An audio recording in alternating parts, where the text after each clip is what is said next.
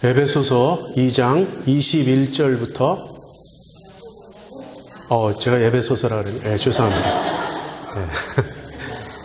야고보서 2장 21절부터 26절까지 제가 봉독하겠습니다.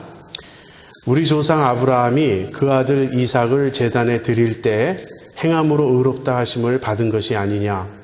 내가 보거니와 믿음이 그의 행함과 함께 일하고 행함으로 믿음이 온전케 되었느니라. 이에 경에 이른 바 아브라함이 하나님을 믿으니 이것을 의로 여기셨다는 말씀이 응하였고 그는 하나님의 벗이라 칭함을 받았나니 이로보건대 사람이 행함으로 의롭다 하심을 받고 믿음으로만 아니니라. 또 이와 같이 기생 라합이 사자를 접대하여 다른 길로 나가게 할 때에 행함으로 의롭다 하심을 받은 것이 아니냐. 영혼 없는 몸이 죽은 것 같이 행함이 없는 믿음은 죽은 것이니라. 지난 주일에 행함이 없는 믿음에 대하여 우리가 살펴보았습니다. 행함이 없는 믿음도 믿음입니다. 제가 이 점을 누차 강조했습니다.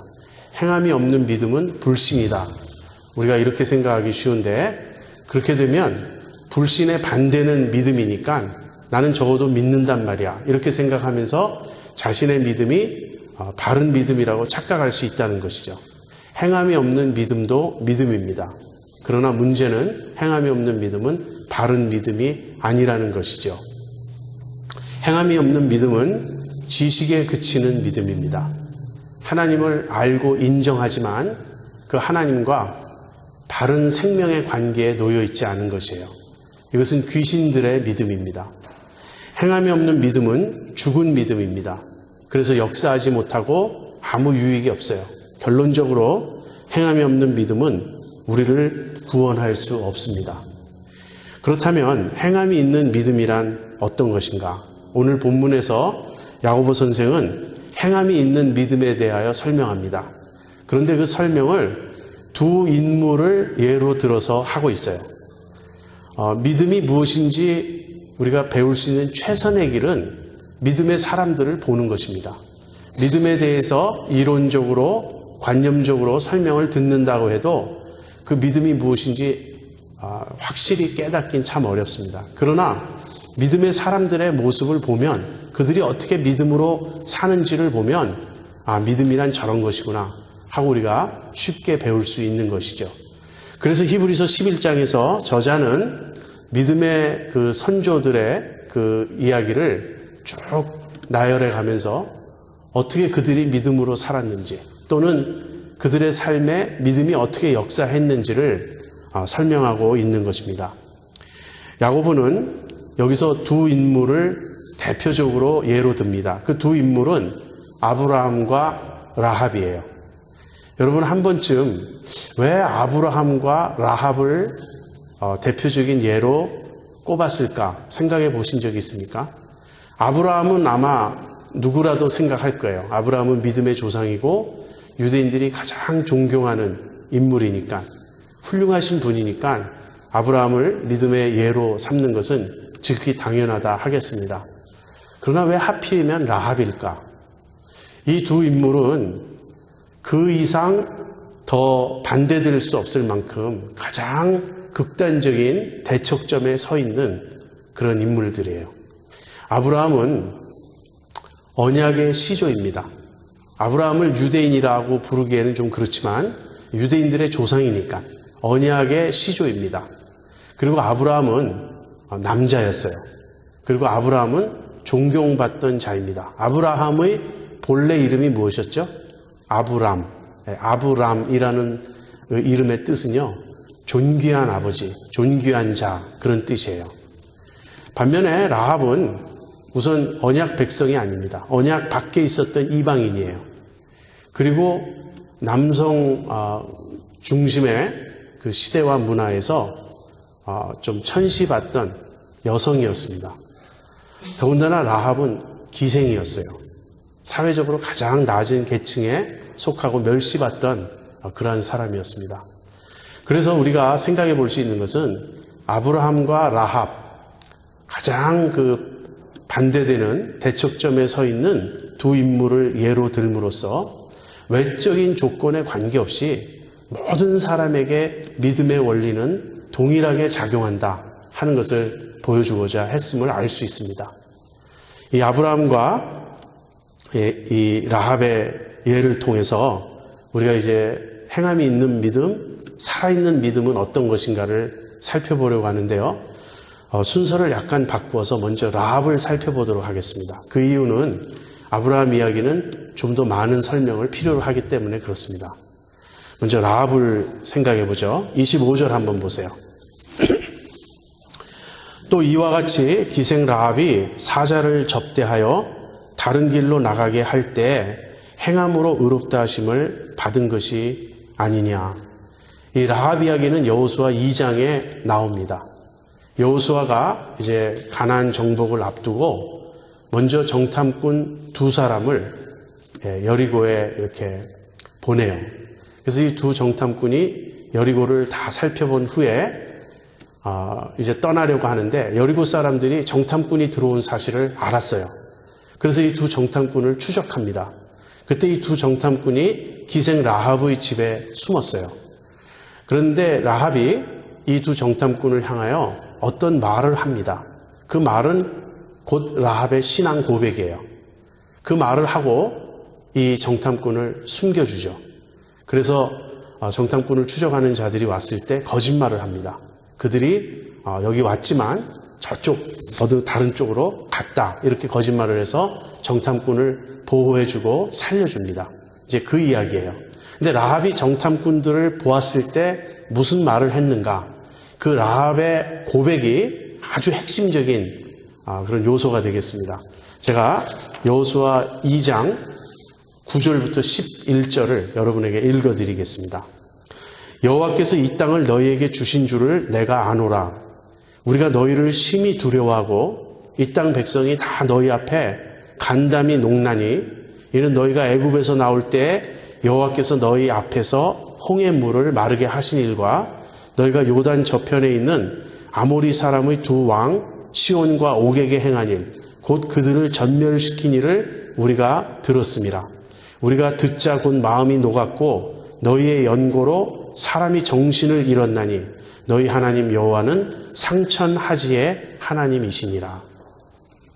여러분이 지금 라합의 고백을 들으셨으면 이해할 수 있겠지만 라합은 어떤 깨달음에 도달했습니다. 그 깨달음이란 무엇인가? 바로 이 유대인들, 이스라엘의 하나님 여호와께서 천하의 유일한 하나님이시구나. 상천하지의 하나님이시다 하는 것을 깨달은 겁니다. 라합이 하나님을 어떻게 알게 되었을까요? 소문을 들은 거예요. 저 강 건너에 지금 진치고 있는 이스라엘 민족이 어떠어떠한 일을 행했다 하는 소문이 여리고 바닥에 쫙 퍼져 있었던 겁니다.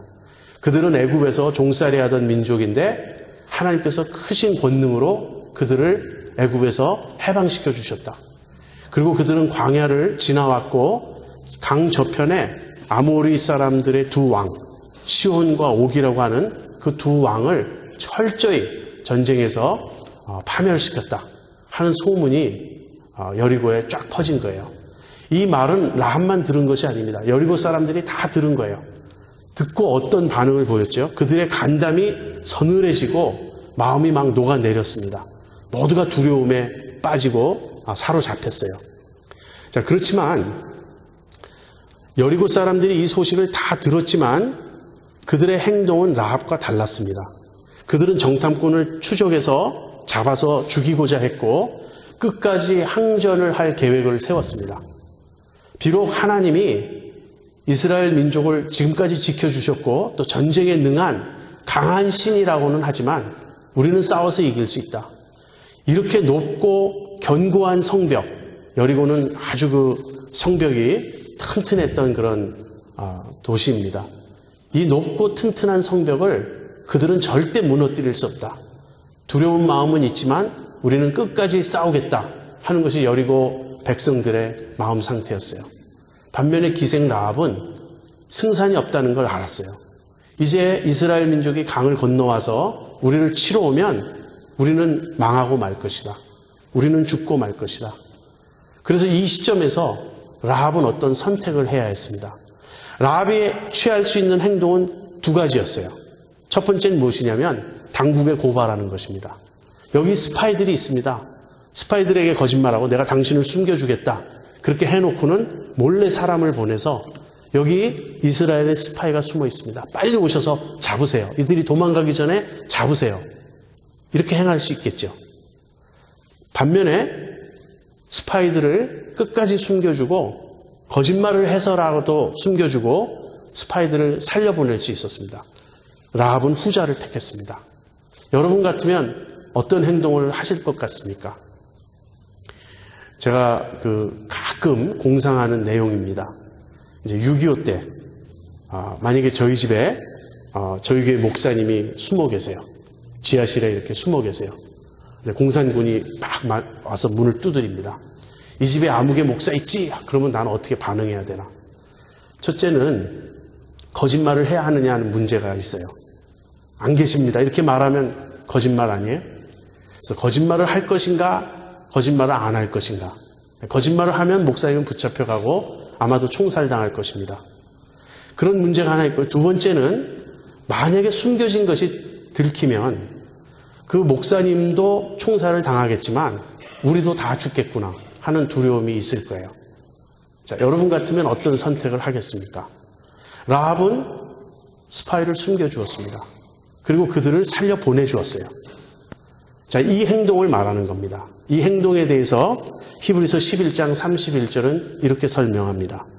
믿음으로 기생 라합은 정탐꾼을 평안히 영접하였으므로 순종치 아니한 자와 함께 멸망치 아니하였도다. 이 라합의 이야기에서 우리가 배울 수 있는 믿음의 교훈은 무엇인가요? 이것은 라합이 어떤 훌륭한 행동을 했다는 이야기가 아니에요. 라합의 행동은 참으로 모범적이고 덕이 될만하고 우리가 기려야 마땅한 어떤 것이다. 그런 것이 아니에요. 라합의 행동은 그녀의 믿음을 보여준다는 거예요. 라합은 정말 믿었던 거예요. 이스라엘의 하나님이 참 하나님이다. 이스라엘의 하나님 앞에 대적할 수 있는 민족이나 어떤 사람은 없다. 그러므로 이스라엘 하나님이 이제 이 땅과 이 모든 것을 이스라엘의 손에 붙이셨으므로 우리가 살 길은 그 하나님을 받아들이는 것뿐이다. 이것이 라합의 믿음이었어요. 이것이 정말 믿음이라면 당연히 스파이들, 정탐꾼들을 살려보내주지 않겠습니까? 그것이 라합이 한 행동이에요. 여러분, 우리가 라합의 입장에 있을 때 어떤 행동을 취하느냐 하는 것은요, 내가 무엇을 믿느냐에 따라 달려 있어요. 아무리 이스라엘이 그동안 전쟁에서 많이 이겼고 이스라엘의 하나님이 강하시다 할지라도 우리는 패하지 않을 거야. 우리는 이길 거야. 그쪽 믿음이 더 컸다면 라합은 고발했을 것입니다. 그러나 라합은 불을 보듯 너무나 뻔한 그 결과를 보고 있었어요. 아무도 대적할 수 없다. 왜? 이스라엘의 하나님은 상천하지의 하나님이시기 때문에. 그 땅에 여러 이방 민족이 있고요. 그 땅에 여러 잡신들이 있었습니다. 모압의 신이 있고 암몬의 신이 있고 또 가나안 민족들 여러 족속들의 신이 있었습니다. 그러나 이스라엘의 하나님은 그러한 자기들이 섬기는 잡신들과 다르다는 그 사실을 라합은 알았던 거예요. 라합의 행동은 독립적인 어떤 것이 아니고요. 덕이 되는 어떤 훌륭한 어떤 것이 아니고 한마디로 라합의 믿음을 그대로 반영해주는 믿음에서 흘러나온 행함이었다는 것. 이것이 지금 야고보 선생의 요지입니다. 여기서 오늘 본문과는 사실 관계가 없지만 두 가지 점만 제가 부연 설명을 하겠어요. 라합이 자기 민족을 배신한 것 아닌가? 이것이 훌륭한 행동인가? 하는 그런 지적이 있을 수 있습니다. 그런데 참된 믿음은 민족주의를 뛰어넘습니다. 지금 여기서 라합의 행동은 자기 민족을 배신하고 타 민족에게 붙었느냐 하는 그 차원의 문제가 아니에요. 여기서 물어야 될 질문은 무엇이 하나님의 뜻인가 하는 것입니다. 무엇이 하나님의 뜻인가? 여러분, 후에 이스라엘의 남한국 유다의 선지자로 예레미야가 있죠. 예레미야는 어떻게 예언을 합니까? 반민족적인 예언을 하는 것처럼 보여요. 바벨론이 쳐들어올 것이다. 그러면 싸우지 말라. 항전하지 말라. 항복하라. 바벨론에게 굴복하라. 바벨론의 통치를 받아들이라. 그렇게 말했어요. 이 말은 유대 민족에게는 반민족적인 발언이었어요. 더군다나 이미 바벨론에 끌려간 포로들에게 편지해서 너희는 거기서 속히 돌아올 수 있다는 소망을 품지 말고 그곳에서 결혼하여 자식을 낳고 그곳에서 농사를 짓고 경작하여서 그곳에서 먹고 살라. 그곳 바벨론 왕의 지배를 받으라. 그렇게 편지를 썼던 거예요. 이런 예에서 우리가 볼 수 있듯이 성경이 말하는 믿음은 민족주의의 차원을 뛰어넘습니다. 우리가 물어야 될 질문은 이게 내 민족의 이익이냐 아니냐는 그런 차원이 아니고요. 무엇이 선이며 무엇이 악인가? 무엇이 하나님의 뜻인가? 그 질문을 던져야 한다는 것입니다. 지금 라합의 행동은 자기 민족을 배신하고 타 민족에게 붙었다는 것이 아니라 거짓 신을 섬기던 그런 무리에서 자기는 벗어나 참 하나님을 경배하는 쪽을 택한 것이에요.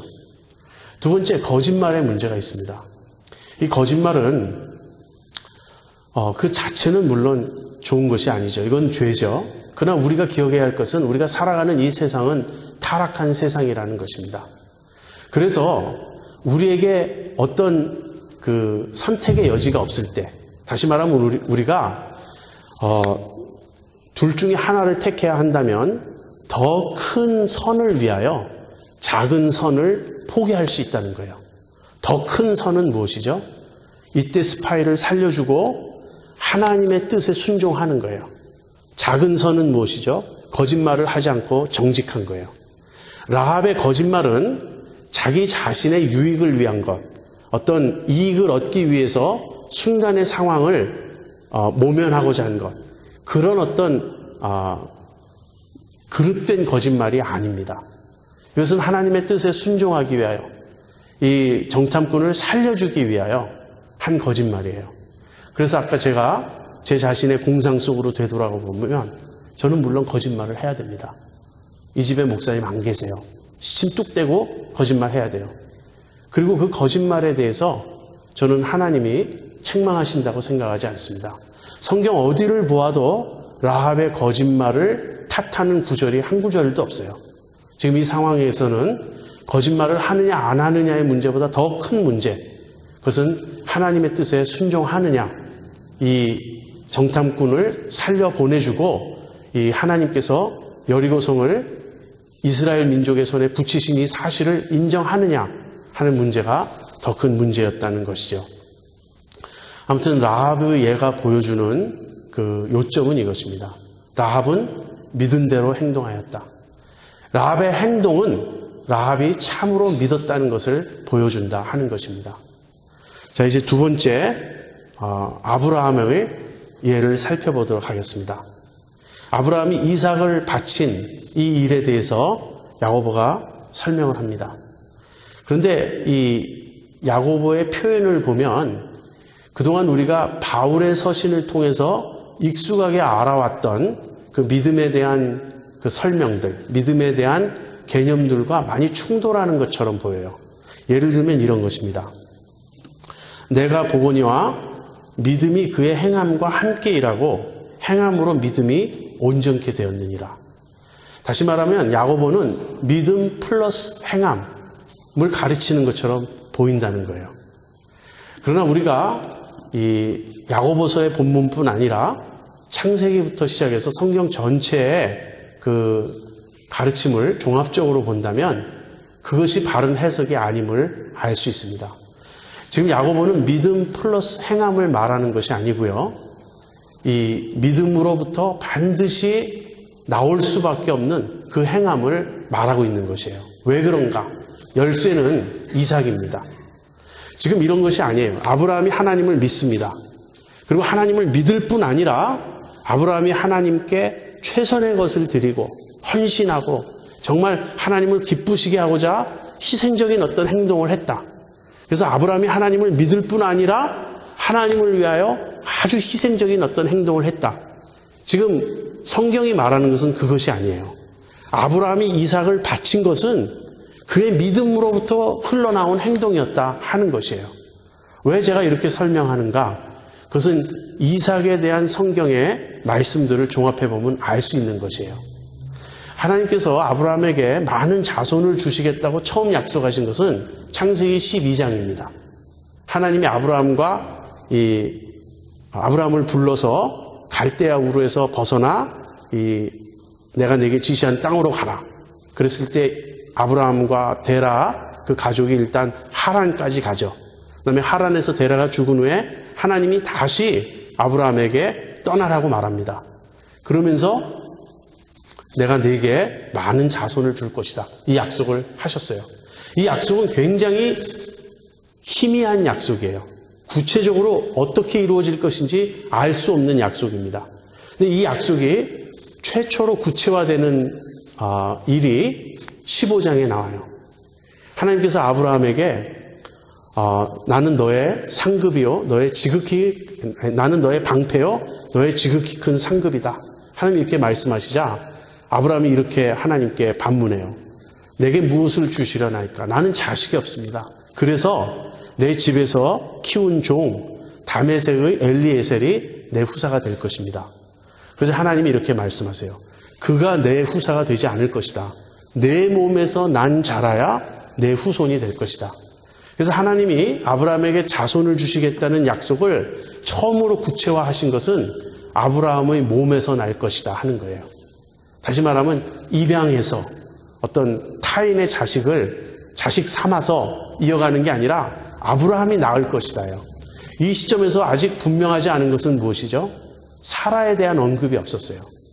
그래서 16장에 아브라함이 하갈을 통해서 이스마엘을 낳는 것입니다. 그러나 16장에 하갈을 통해서 이스마엘을 낳은 일은 하나님이 기뻐하신 일이 아니에요. 그래서 17장에 이제 좀 더 분명한 하나님의 약속이 등장합니다. 하나님께서 아브라함에게 할례를 명하시면서 사라에게서 낳을 것이다. 사라가 내 아들을 낳을 것이다. 이제 더 분명해졌죠. 하나님이 아브라함에게 자손을 주시는 방법은 아브라함과 사라 사이에서라는 거예요. 그 다음에 창세기 21장에 가면 이런 이야기가 나옵니다. 이제 이삭이 태어났어요. 그런데 이스마엘이 어린 이삭을 장난칩니다. 희롱해요. 그 일을 보고 사라가 분노해서 이 여종과 그 여종의 아들을 내어 쫓으라 아브라함에게 말하죠. 아브라함이 번민합니다. 왜냐하면 이스마엘도 자기 아들인데 그때 하나님께서 아브라함에게 내 안에 사라의 말을 들으라 그렇게 말씀하시면서 이삭에게서 난 자라야 내 씨라 칭함을 받을 것이다. 이제 아주 분명해졌습니다. 하나님이 아브라함에게 자손을 하늘의 별처럼 바다의 모래처럼 많이 주시겠다고 약속하신 것은 이삭을 에둘러서 이삭을 피해서 갈 수 없어요. 바이패스해서 이루어질 수 없어요. 이삭을 통해서만 이루어질 수 있습니다. 즉 이삭은 어떤 위치에 있냐면 하나님도 무효화할 수 없는 인물이 되었다는 거예요. 이 모든 것이 보여주는 바는 무엇이죠? 아브라함이 이삭을 바칠 때 하나님께서 이삭을 다시 살리실 것을 믿었다는 것입니다. 그것이 히브리서 11장의 설명이에요. 제가 히브리서 11장 17절부터 19절 읽어드리겠습니다. 아브라함은 시험을 받을 때 믿음으로 이삭을 드렸으니 저는 약속을 받은 자로 돼 그 독생자를 드렸느니라. 저에게 이미 말씀하시기를 내 자손이라 칭할 자는 이삭으로 말미암으리라 하셨으니 저가 하나님이 능히 죽은 자 가운데서 다시 살리실 줄을 생각한지라. 비유컨대 죽은 자 가운데서 도로 받은 것이니라. 아브라함이 이삭을 바치라고 하나님의 말씀을 들었을 때 정말 가장 귀한 것까지 내가 바칠 용의가 있느냐? 내가 나를 위하여 정말 자식까지도 희생할 용의가 있느냐? 이 차원이 아니었어요. 하나님의 요구는. 아브라함이 하나님께 이삭을 바치면 또 제2의 이삭, 제3의 이삭, 혹시 내가 한 사람을 바치면 자식을 5은 주지 않겠나? 이런 생각을 할 수가 없었어요. 이삭을 바치면 하나님이 이삭을 살리시는 길밖에 없어요. 왜냐하면 하나님이 이미 약속하셨기 때문에. 내 자손이라 칭할 자는 이삭으로 말미암을 것이다. 여러분, 아브라함이 이삭을 바친 것이 어떤 믿음에서인지 이제 보십니까? 아브라함이 하나님을 믿고 사랑했어요. 그래서 가장 자기에게 소중한 어떤 것을 하나님을 위하여 희생하고 하나님께 드렸다. 지금 이 이야기가 아닙니다. 아브라함은 이삭에 대해서만큼 처음부터 끝까지 철저히 하나님이 하신 일임을 인정하고 있었어요. 이삭은 하나님이 주신 아들입니다. 자기와 자기 아내가 무슨 인간의 생식 능력을 통하여 얻은 아들이 아니에요. 기적의 아들이요, 약속의 아들이요, 하나님께서 은혜로 선물로 주신 아들이었어요. 그뿐 아니라 이 이삭에 대해서는 하나님이 비록 자기가 이삭을 죽인다 할지라도 다시 살리실 수밖에 없는 온전히 하나님이 책임지고 보증하신 아들이라는 그 사실을 믿었습니다. 그 사실을 믿지 못한다면 이삭을 바칠 수 없죠. 아브라함이 이렇게 반문했을 것입니다. 분명히 나에게 약속했잖아요. 이삭을 통해서 자손을 주시겠다고 약속했잖아요. 하나님이 하신 말씀을 하나님 스스로 어기실 작정이십니까? 이건 다 무효 아닙니까? 난 절대로 이삭을 바칠 수 없어요. 왜냐하면 하나님이 그렇게 약속하셨으니까. 아브라함이 이렇게 반론을 제기할 수도 있었겠죠. 그러나 아브라함은 하나님을 믿었습니다. 이삭은 하나님의 작품이고 하나님이 책임지실 아들이라는 그 사실을 아브라함은 믿었어요. 여러분, 지금 야고보가 계속해서 반복해서 말하고 있는 요지는 이것입니다. 믿음이 진짜라면 행동으로 나온다는 것이에요. 여기서 믿음이 진짜라면 행동으로 나온다는 말이 자동적으로 나온다는 말은 아닙니다. 그러나 반드시 나온다는 것이에요. 나오는 과정에서는 우리의 어떤 고민도 있고 우리가 내적인 고뇌도 해야 되고 씨름도 해야 되고 일시적인 불순종도 하고 회의도 거치고 그런 일이 있습니다. 왜냐하면 이것은 인격적인 과정이기 때문에. 그러나 그 믿음이 살아있다면 반드시 순종하게 되어 있습니다. 반드시 하나님의 뜻대로 행동하게 되어 있어요. 그 행함이 없는 믿음은 지식에 그치는 믿음, 죽은 믿음입니다. 그 21절부터 본문을 하나씩 읽어가면서 우리가 오해하기 쉬운 부분들을 설명하도록 하겠어요. 먼저 21절 보세요. 우리 조상 아브라함이 그 아들 이삭을 제단에 드릴 때 행함으로 의롭다 하심을 받은 것이 아니냐. 이 행함으로라는 말은 행함이 있는 믿음으로 또는 행함으로 인해서 확증된, 증명된 믿음으로 그렇게 보시면 되겠습니다. 22절 내가 보거니와 믿음이 그의 행함과 함께 일하고 행함으로 믿음이 온전케 되었느니라. 여기 앞에 나오는 믿음이 그의 행함과 함께 일하고 라는 말은요. 아마 지식적인 믿음으로 보면 될 거예요. 지식적인 믿음은 뭐죠? 하나님께서 이삭을 통하여 아브라함에게 자손을 주시겠다고 약속하신 거예요. 그것을 아는 거예요, 아브라함이. 하나님이 이삭을 통하여 나에게 자손을 주시겠다고 약속하셨다. 이 약속을 아브라함이 알고 있습니다. 그 믿음이에요. 근데 그 믿음이 거기서 그치면 죽은 믿음이죠. 근데 그 믿음이 행함을 통하여 행함과 함께 일하고, 다시 말하면 그 믿음에서 행함이 등장하고, 그 다음에는 행함을 통하여 그 믿음이 완성되었다. 만약에 아브라함이 하나님의 약속을 듣고 아는 그 선에서 그쳤다면 그것은 죽은 믿음, 헛된 믿음이 되었겠죠. 그러나 행함을 통하여 아브라함의 믿음이 완성되었다라는 말은 확증되었다. 그런 뜻입니다. 그 다음에 23절 보죠. 이에 경에 이른 바 아브라함이 하나님을 믿으니 이것을 의로 여기셨다는 말씀이 응하였고 그는 하나님의 벗이라 칭함을 받았나니. 창세기 15장 6절에 나오는 말씀입니다. 바울이 이 구절을 근거로 해서 믿음으로만 의롭다함을 얻는다는 자신의 구원론을 자세히 전개했어요. 로마서에서. 그런데 똑같은 구절을 바울도 인용하고 야고보도 인용합니다. 근데 바울은 아브라함이 하나님을 믿음에 하나님께서 이것을 저에게 의로 여기셨다고 믿음의 출발점, 믿음의 시초에 대해서 말하고 있어요. 아브라함이 하나님을 믿음으로만 의롭다함을 받는 거죠. 아브라함이 하나님을 믿음에 하나님께서 이것을 저에게 의로 여기셨어요. 반면에 야고보는 이 15장 6절을 인용한 후에 22장의 사건을 끌어서 15장 6절에 등장했던 아브라함의 믿음이 진짜 믿음이었음을 22장이 확증해 준다고 말하고 있는 것입니다. 아브라함이 하나님을 믿음에 이것을 하나님이 인정하셨다라는 말은요. 그 믿음이 진짜였다는 것을 하나님이 인정해 주셨다는 거예요. 아브라함이 그냥 속으로는 믿지 않으면서 믿습니다 라고 말만 했다면 하나님이 그런 껍데기 믿음, 행함이 없는 그런 거짓 믿음을 가지고 의롭다고 여겨주셨겠습니까? 그렇지 않아요. 하나님은 아브라함의 중심을 보셨고 아브라함이 참으로 하나님을 믿는 것을 아셨습니다. 그러나 아브라함이 참으로 하나님을 믿는 것은 확증이 돼야 돼요. 증명이 돼야 돼요. 무엇으로? 그의 순종으로. 그 순종이 22장에서 드러난 것이에요. 여러분 한번 이런 가정을 해보십시오. 하나님께서 아브라함에게 이삭을 바쳐라 하셨어요. 이삭이 그 순간에 가서 불순종합니다. 바칠 수 없습니다. 그렇다면 어떤 결론이 나올까요? 15장 6절이 부인되는 거예요.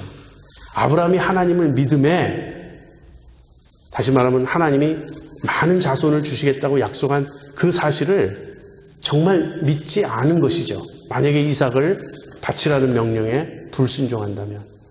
22장 10절에 이런 말씀이 나옵니다. 내가 이제야 비로소 내가 나를 경외하는 것을 아노라. 하나님이 아브라함의 중심을 몰랐다는 그런 말씀이 아닙니다. 아브라함아, 내가 너의 순종으로, 너의 행함으로 나에 대한 믿음을 내가 증명하였다. 내가 보였다 하는 것이에요. 우리가 이런 점들을 놓고 심판에 대한 성경의 가르침을 이해하셔야 됩니다. 우리가 다 심판대 앞에 설 것입니다. 그때 하나님은 우리에게 물으실 거예요. 내가 내 아들 예수를 믿었느냐? 또는 우리 주님, 예수님이 심판주가 되실 것이니까 주님이 친히 물으실 것입니다. 내가 나를 믿었느냐? 우리가 대답할 것입니다. 제가 주님을 믿었습니다. 그렇습니다. 그러면 주님이 내 삶을 한번 보자. 우리의 삶이 전개되는데 우리가 믿음으로 행하지 않아요. 믿는다고 하지만 번번이 매번 선택의 순간마다 우리는 불신의 행동을 합니다. 주님이 우리에게 물으실 겁니다.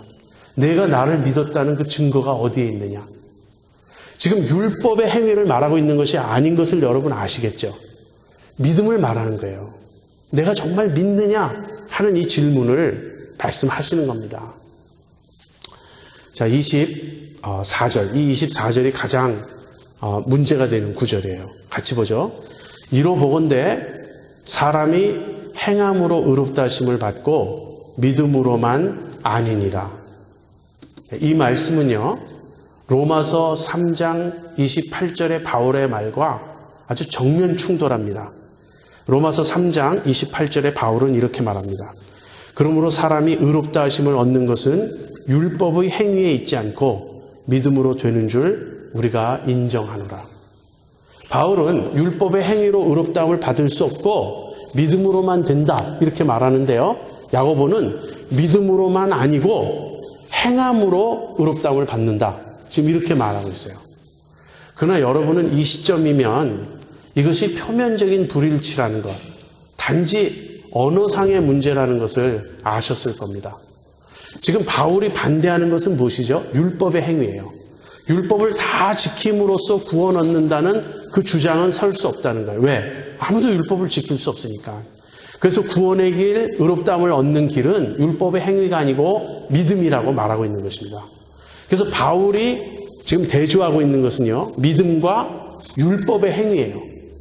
믿음과 율법의 행위가 대조될 때는 어느 것이 구원의 길입니까? 믿음이죠.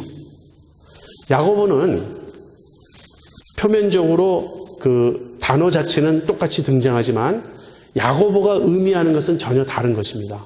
여기서 야고보가 행함으로 의롭다 하심을 받고 믿음으로만 아니니라 라고 말할 때 그 믿음은 지금 지식에 그치는 믿음, 아직 행함으로 확정되지 않은 믿음, 껍데기 믿음입니다. 그래서 행함으로 의롭다함을 받는다라는 말은요, 행함으로 확증된 믿음 이렇게 생각하시면 됩니다. 행함으로 확증된 믿음과 행함으로 드러나지 않는 믿음, 어느 게 진짜 믿음이냐 하는 것이에요. 여러분 이해가 되십니까? 혼동하지 않으시기를 바랍니다. 야고보서를 읽고 나서 믿음으로만 아니에요. 행함이 꼭 필요해요. 이렇게 누군가 말한다면 그때 믿음으로만 아니에요 라는 말은 지식에 그치는 믿음, 행함이 없는 믿음, 그 믿음을 말한다면 맞습니다. 그러나 행함이 있는 믿음을 참 믿음이라고 우리는 인정합니다. 바울과 야고보 사이의 모순은 표면적일 뿐이에요. 제가 지난 주일에 여러분에게 인용했던 갈라디아서 5장 6절의 말씀, 바울이 이렇게 말하죠. 사랑으로서 역사하는 믿음뿐이니라. 바울이 믿음을 말하는데 바울이 말하는 믿음은 사랑으로 역사하는 믿음이에요. 사랑으로 역사하지 않는 믿음은 바울도 믿음으로 인정하지 않는다는 것입니다. 결론은 이것입니다. 26절 영혼 없는 몸이 죽은 것 같이 행함이 없는 믿음은 죽은 것이니라. 여러분, 영혼 없는 몸을 우리가 뭐라고 부르죠? 시체라고 부르죠. 죽은 몸입니다. 이제 죽은 사람의 몸이에요. 몸덩어리예요. 그런데 시체와 살아있는 몸 사이의 차이는 무엇입니까? 모양은 똑같다는 거예요. 물론 죽은 지 오래되면 이제 점점 모양도 바뀌지만 지금 막 죽은 몸이라고 생각하면 모양은 똑같습니다. 있을 것도 다 똑같이 있어요. 그런데 살아있는 몸은 움직여요. 근데 죽은 몸은 움직이지 않습니다. 무엇의 차이냐면 생명의 차이예요. 영혼 없는 몸이 죽은 것 같이 행함이 없는 믿음은 죽은 것이라. 행함이 없는 믿음도 겉으로는 행함이 있는 믿음과 똑같이 보인다는 거예요. 똑같은 신앙 고백을 하고 똑같은 종교적 활동을 할 수가 있고 모양은 갖추고 있어요. 그래서 우리가 속기 쉬운 거예요. 그러나 행함이 없다는 말은 순종이 없다는 말이에요. 하나님 뜻대로 정말 믿는다면 그 믿음의 결과로서 나타나야 될 그런 일들, 열매가 없다는 것입니다. 그것은 생명 없는 믿음, 죽은 믿음인 것이죠. 디모데후서 3장 5절에서 바울이 이렇게 말합니다. 경건의 모양은 있으나 경건의 능력은 부인하는 자들이라고. 네, 경건의 모양은 있어요. 심지어는 경건의 모양은 더욱 세련될 수도 있어요. 주변 사람들이 볼 때는 저렇게 예수님 잘 믿는 사람도 있나 싶을 수도 있습니다. 그러나 우리는 하나님을 속일 수 없습니다. 하나님은 만홀의 여김을 받지 않으시는 분이시기 때문입니다. 행함이 있는 믿음. 여기서 마지막으로 제가 한 가지 더 부연해서 말씀드리고 싶습니다. 지금까지 우리가 줄곧 강조해온 것은 참된 믿음이에요. 참된 믿음, 살아있는 믿음은 행함으로 드러날 수밖에 없다. 그래서 행함보다는 믿음에 초점을 맞췄습니다. 그런데 믿음으로부터 행함이 나오는 것은 자동적이지 않습니다.